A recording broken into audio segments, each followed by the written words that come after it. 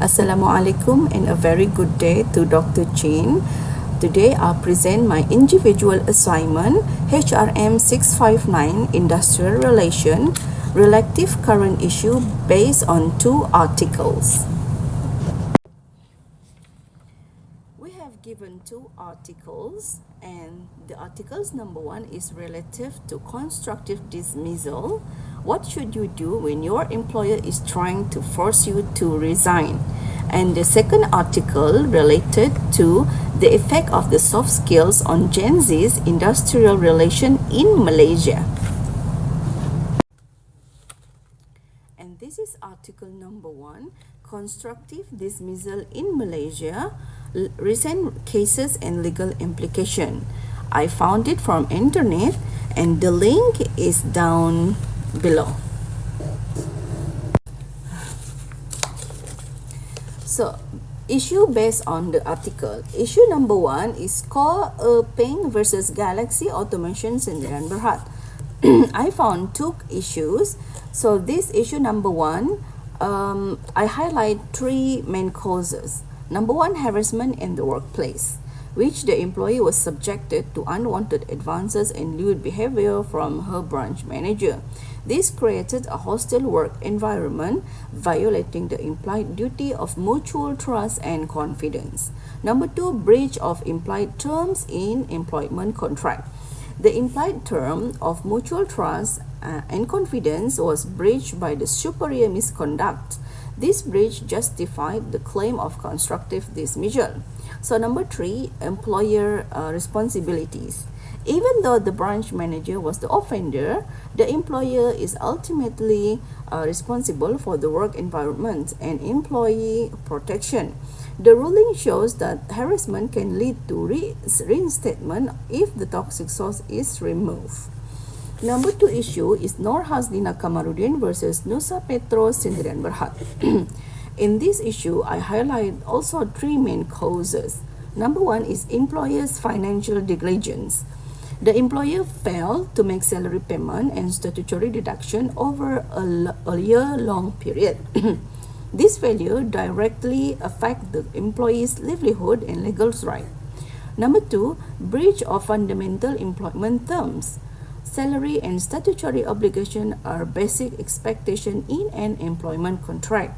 The prolonged failure to meet them was deemed a serious breach, justifying constructive dismissal.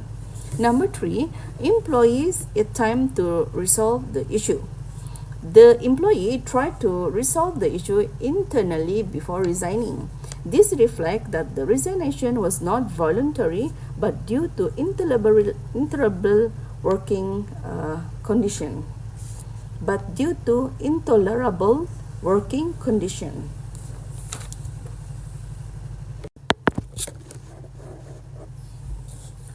Statutory law about the legal issue. Case number 1, Ko Peng versus Galaxy Automation Sdn Bhd. In this case, the branch manager's lewd behavior and harassment violated Section 81F and breached the implied trust in the employment contract, leading to constructive dismissal. So, the solution is the Employment Act 1955, Section 81F. It prohibits sexual harassment in the workplace, and employers must investigate complaints of sexual harassment and take appropriate discipline actions.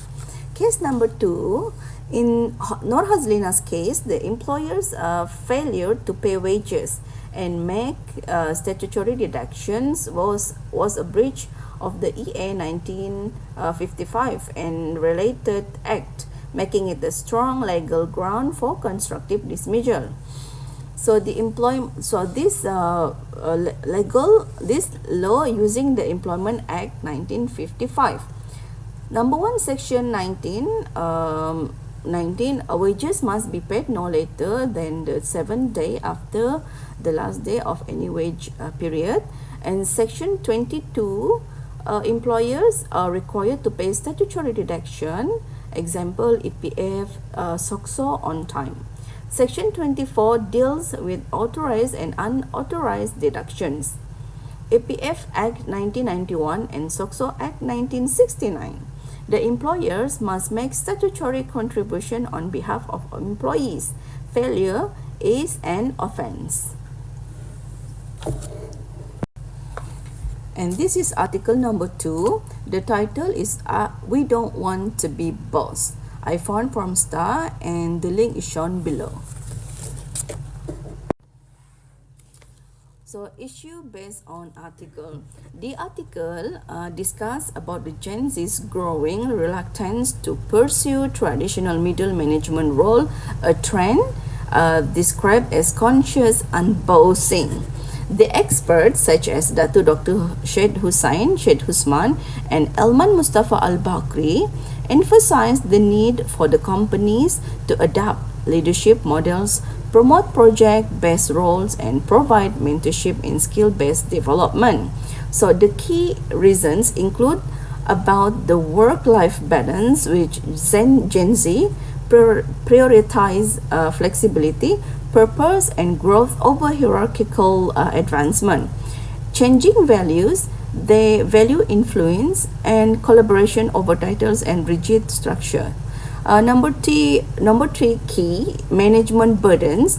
Middle managers now face high expectations with minimal rewards, making the role less appealing. And number 4, a digital work culture.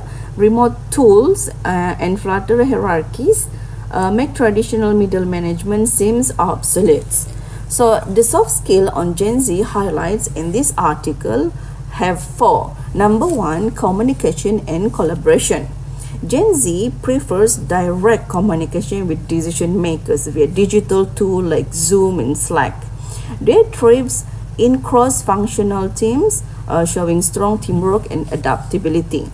Number 2 of their soft skill, self-awareness and emotional intelligence.